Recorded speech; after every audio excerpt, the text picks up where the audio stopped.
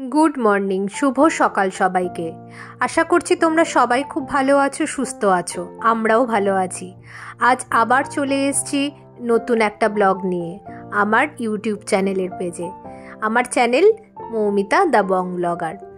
শীতের রোদ, শীতের সকাল, দেখো শীতের সকালে হালকা হালকা রোদ উঠছে, কি ভালো লাগছে।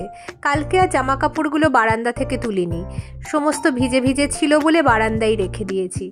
মেয়ে এখন পড়তে যাচ্ছে ওর বাবার সাথে। আজ সকালে আমরা টিফিনে সবাই স্মুদি খেয়েছি। মেয়ে এখন নিচে গিয়েছে, ওর বাবা এখনও গাড়ি নিয়ে আসেনি, নিচে দাঁড়িয়ে ওয়েট করছে।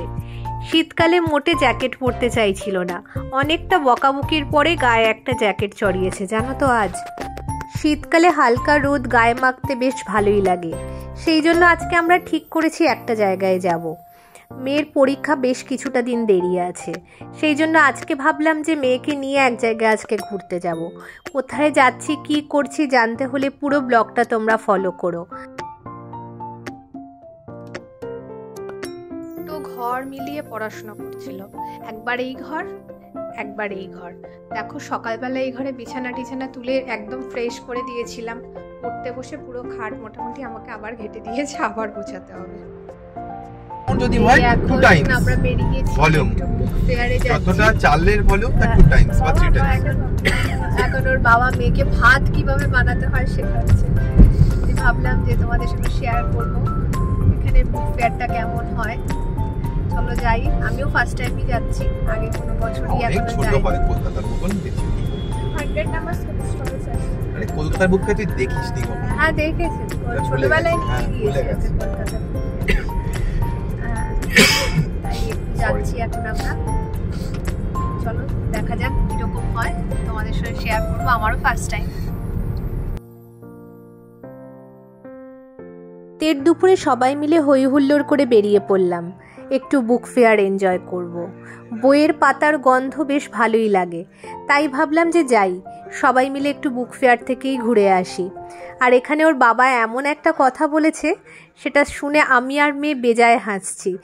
সেইটা যদি তোমাদের শোনাতে পারতাম আমার খুব ভালো লাগতো, তোমরাও প্রচণ্ড হাসতে। কিন্তু সেই সময় গাড়িতে আমার গান চলছিল, কপিরাইট হয়ে যাওয়ার ভয়, সেটা আর দিতে পারলাম না। বেশ কিছুটা রাস্তা গেলেই বুক ফেয়ারে পৌঁছে যাব। সবাই দেখো কি সুন্দর শীতের দুপুরবেলায় জুবিলি পার্কের এনজয় করছে। আজকের রোদের তেজটা একটু কম, কিন্তু ভিড় বেশ ভালোই হয়েছে জুবিলি পার্কে। ভালোই লাগে, শীতের দুপুরে সবাই মিলে এনজয় করতে ভালোই লাগে। শুধু সাথে একটু টিফিন বক্স থাকবে, টিফিনের মধ্যে বেশ কিছুটা খাবার, গরম গরম লুচি কিংবা ফ্রাইড রাইস, মাংস, যাই হোক, সবাই মিলে বসে চাদর পেতে খাবো আর গল্প করব, শুধু গল্প করব। আর বাচ্চারা নিজেদের মতো খেলা করবে, তার এনজয়মেন্টই আলাদা।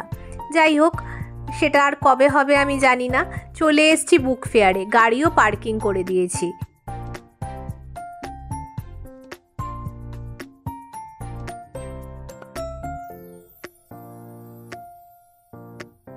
কোনো পাইপ ফেটে গেছে, কি অবস্থা দেখো।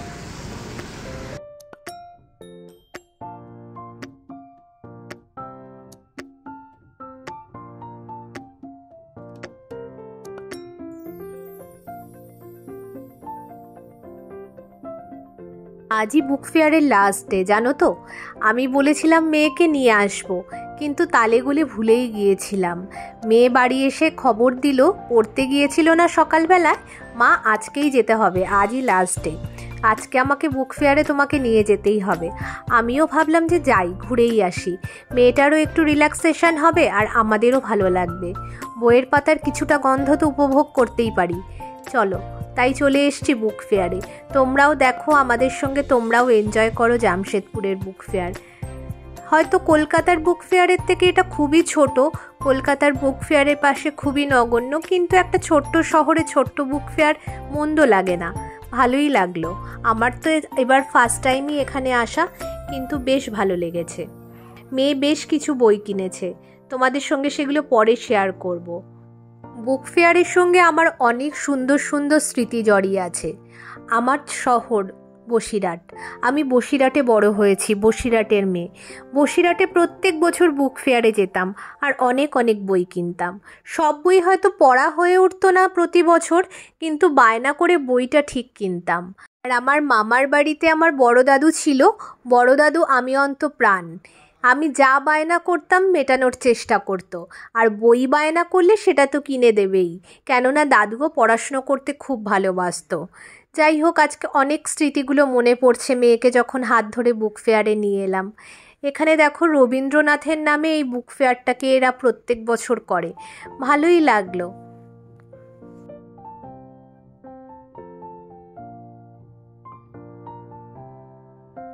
বুক ফেয়ারে এসে তাই মেয়ের সঙ্গে অনেক গল্প করছিলাম, আমার ছোটোবেলার স্মৃতির গল্প। আর মেয়ে আর আমি মিলে কিছুটা ফটো সেশনও করলাম। এখানে বেশ কিছু খাওয়া স্টলও দিয়েছে, কিন্তু আমরা আর খেলাম না, কেননা বাড়ি থেকে সদ্যই খেয়ে এসেছি। এখন পা চালিয়ে হাঁটতে হবে, কেননা মেয়ের টিউশন আছে, পড়া আছে, সেই জন্য জোরে জোরে পা চালিয়ে হাঁটছি। মেয়েও দেখো তাড়াতাড়ি হাঁটছে। ওর বাবা বলছে বুক ফেয়ার ঘোরা হয়ে গেছে অনেকক্ষণ, এবার একটু তাড়াতাড়ি করতে হবে, না হলে পড়তে যাওয়াটা মিস হয়ে যাবে।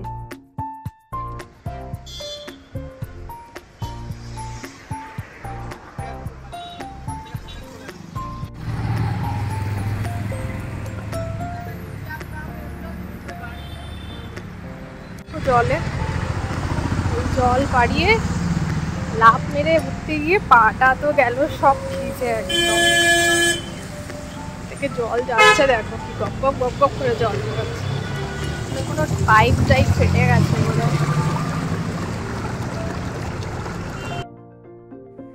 মেয়েকে পড়ার ওখানে ছেড়ে ইচ্ছা আছে দুজনে একটু বেরোবো, কেননা বাড়ি যেতে এখন ইচ্ছা করছে না। মনে হচ্ছে একটু ঘুরে বেড়ালে ভালোই লাগবে। আর কিছু কাজ নিয়েও বেরিয়েছি, সেইগুলো তো মেটাতে হবে। দেখো, এই রাস্তাগুলো একদম নতুন, আজকে তোমাদের সঙ্গে শেয়ার করব। আমার মেয়ে স্কুলের সামনে দিয়েই যাচ্ছি। এটা দেখতে পাচ্ছ যে বড় পাঁচিলটা, ওর পিছন দিকেই আমার মেয়ে স্কুল।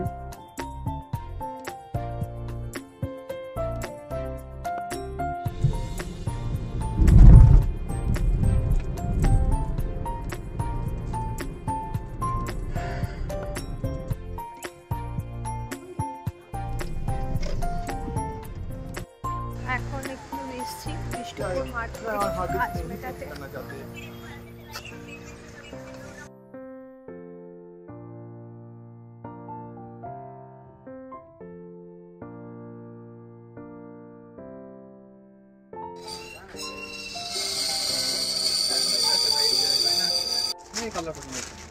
यही कलर अच्छा लग रहा है, वो दे दो, उसमें मिल जाएगा।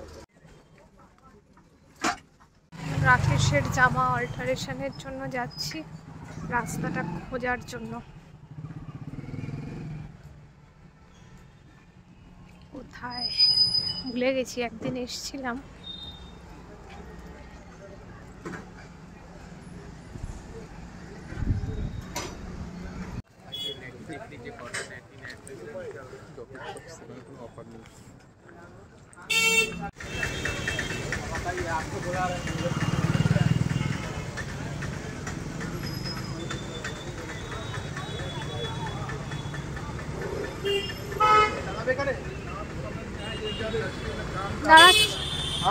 দাঁড়াচ্ছি।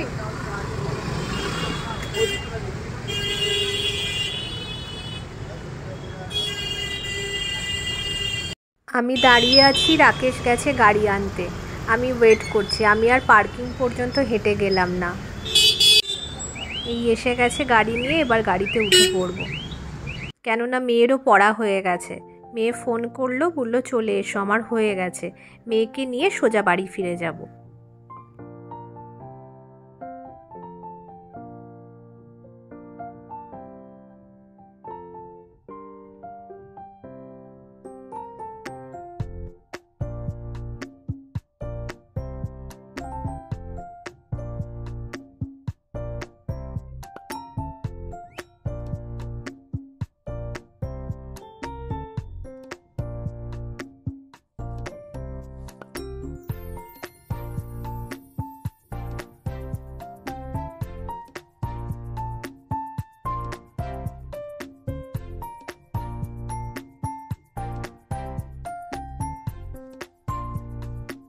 দুপুরবেলায় বেরিয়েছি, এখন পুরো সন্ধে হয়ে গেছে।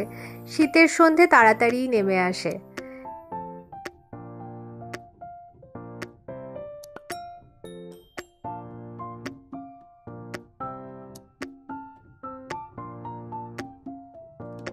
টিউশনে গিয়েছিল, এখন ওকে রিসিভ করতে যাচ্ছি। এখনো ওখানে আছে, ফোন করেছিল, হয়ে গেছে পড়া।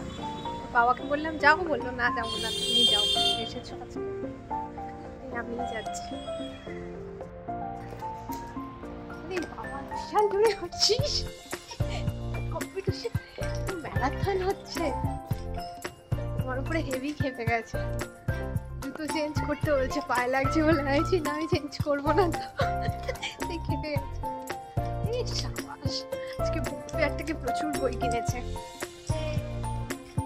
বাড়ি গিয়ে সব আপনাদের এক এক করে দেখাবো। সাবাসর স্পিড দেখুন, আমি কোথায় আর ও কোথায়। হচ্ছে রবিবারের বাজার, সমস্ত কিছু ধোয়া হয়েছিল, এখন প্যাক প্যাক করে তোলা হচ্ছে। প্রতিটা দিনের আলাদা আলাদা প্যাক করে তোলা হয়েছে।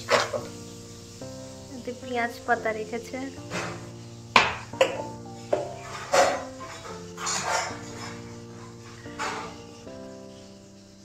হ্যাঁ, এটা প্রচন্ড খাটনিরই ব্যাপার।